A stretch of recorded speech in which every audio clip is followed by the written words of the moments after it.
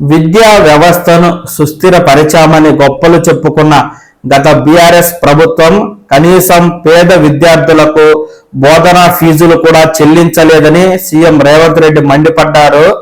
చేతగాక గత పాలకులు చేతులెత్తేస్తే తాము చెల్లించేందుకు స్పష్టమైన భరోసా ఇచ్చి విద్యార్థులకు విద్యా సంస్థలకు అండగా నిలిచామన్నారు.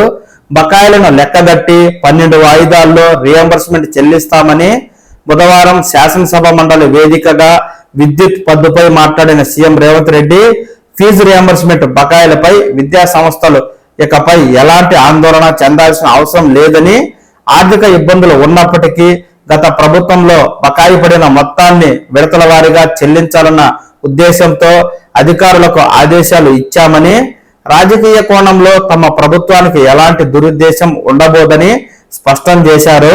ఏప్రిల్ 1, 2025 నుంచి మార్చి 31, 2026లోగా 12 వాయిదాల్లో గత ప్రభుత్వం పెండింగ్ పెట్టిన ఫీజు రియంబర్స్మెంట్ బకాయిలు చెల్లిస్తాం.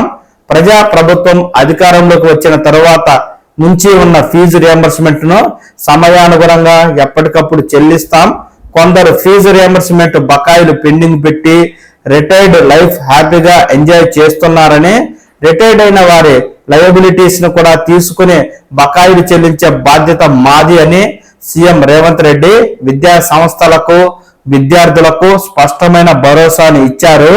ఈ నేపథ్యంలో ఏప్రిల్ 1, 2025 నుంచి మార్చి 31, 2026లోగా 12 విడతల్లో పాత ఫీజు రియంబర్స్మెంట్ బకాయిలను తెలంగాణ ప్రభుత్వం చెల్లించేందుకు సిద్ధమైంది.